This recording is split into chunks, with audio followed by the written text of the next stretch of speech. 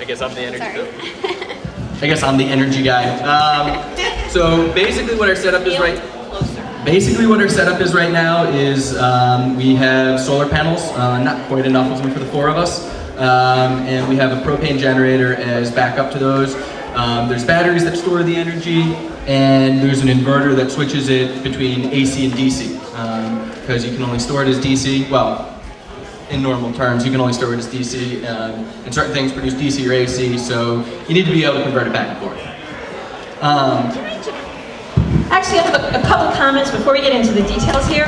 First is, one of the misconceptions people have about people living off the grid is they think we don't have electricity, and we do. Okay, so that's the first thing. Second is, I asked Carla if we could have a projector, and she thought it was really ironic that the people living off the grid were the only people who asked for a projector. So in lieu of a projector, which we actually own, and we would have brought it, but we weren't sure about electricity, which obviously we have. Instead, we decided to do it the old-fashioned way, and make posters. Now, we know you can't see them as well, but we'll try to hold them up and, so on. Hopefully you'll get to see them. Come look at them later or whatever, yeah. I have a quick question. Whereabouts are you in New Hampshire? Good question. Microphone, Neil. Sorry. Repeat the question. The question was, where in New Hampshire are we? If you're looking at the state, cut it in half. We're right below the halfway line on the western border of the state. Near Lebanon, Dartmouth. We're in a little tiny town nobody's ever heard of. Croydon. Okay then. Nice. So anyway, back to energy stuff. So that's kind of the basic setup you need for being off the grid if you want to live sort of a normal life. Now you could just have kerosene lamps and not have electricity, which is the alternative, but we like technology, so we like our computers and that sort of stuff. Winter's hard enough. Yes, without any power, winter would be very interesting. We'd kill each other. So, before I get too much into the power generation and storing and all that, the main thing is you can't afford to use the amount of power that you normally do because it's really expensive. Whether you have to put in the solar panels or whether you have to pay for the propane, it is ridiculously expensive for us to create electricity. I think the average in the country is like 10 cents a kilowatt. Ours is probably over $1 per kilowatt. So we can't afford to use as many kilowatts as most people. Go ahead. Have you explored energy from wind or water? Right now I'm going to start with what we have and then what things we're thinking about, because there is all sorts of fun things, and we like to kind of go the weird way, and it's like wind, other people do wind, so that's not too exciting. So we got a wood gasifier. What's one of those? So there's all sorts of weird stuff out there to make electricity or to make energy. Do you want to walk through this? I can't. Oh, where are we at You here? can stand in front if you want. I gotta stand up. And I'll hold it. It's like show and tell. I'll just go ahead with that. Okay, another interesting thing is not being grid tied makes cable internet out of the question. So that's a big one. And we fortunately have cell service where we are. If anybody has satellite internet, I feel bad for you because we had that at first when we came up here, and that's not a good substitute. But broadband, wireless through your cell phone is what we have, and it's not as fast as cable is, but it's 4 of us are on the computer at the same time a lot. And what's that? Sprint. But I mean, the main thing is before you if you come up here, check what cell service you get where and go with that company, because some companies like AT&T you might not get here, but Sprint you do, or and it varies from town to town. So you want to look into that. So unless you really want to disconnect from the world, you want the broadband, the cell phones, stuff like that. So one thing about cell phone service, by the way, if you move up here and you don't get service, your company has to let you out of your contract. They can't say, oh, please hand over $275 to stop using the service, because that is actually one of the conditions in a normal contract. And that's what we did. We had Verizon, and we just said, you know what? We can't use the phones. And they just said, okay, there you go. Yeah, it's pretty So it's a good thing to know that you can get out of it that way. Okay, so back to the power again.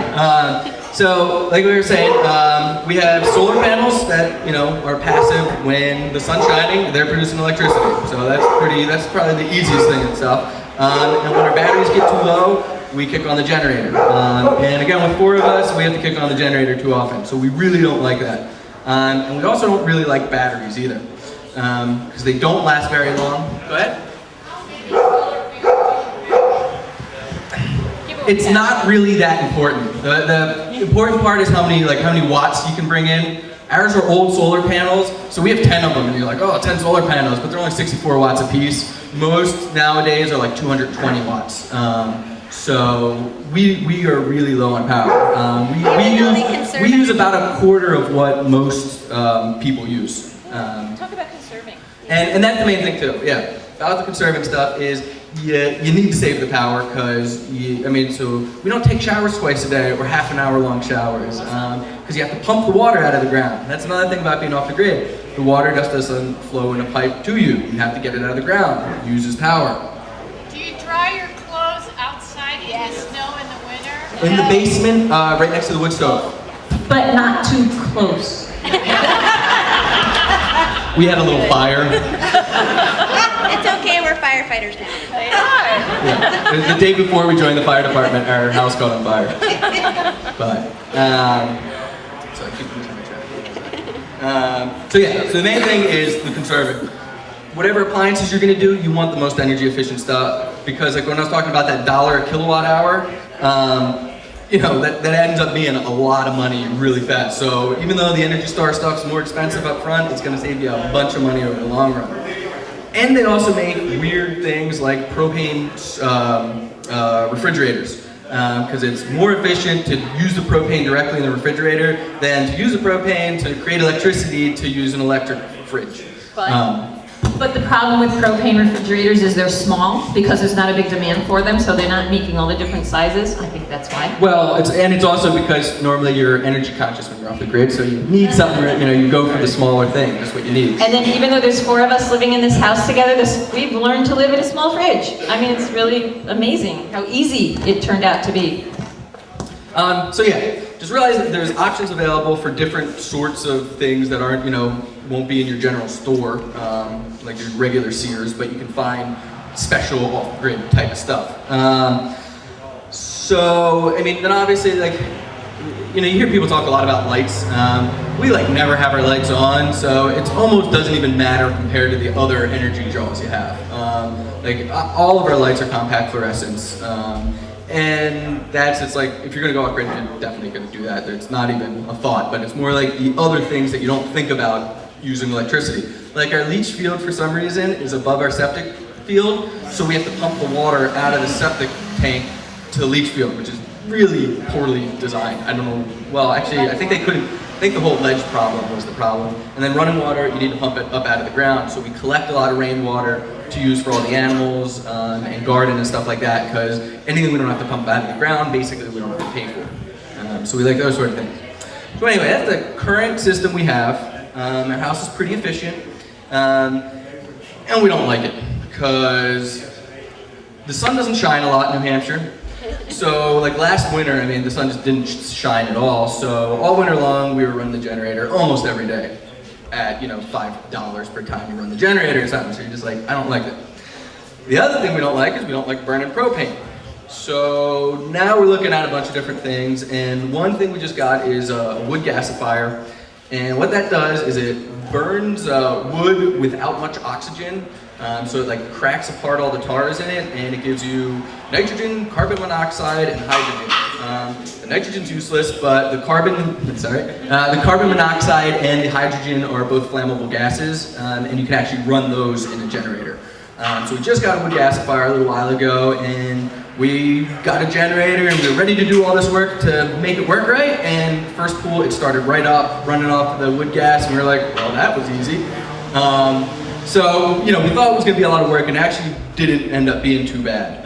So we kind of like that. It's not yet hooked up to our house, because we've just gotten this stuff working, and I need to tweak it a little more to make the generator able to run off it without too much work. Because that's the other problem with the wood gasifier. It's sort of like new technology, and they don't make just self-running units. They make cool ones for heat, but they don't do it for where you can tap into the gas stream.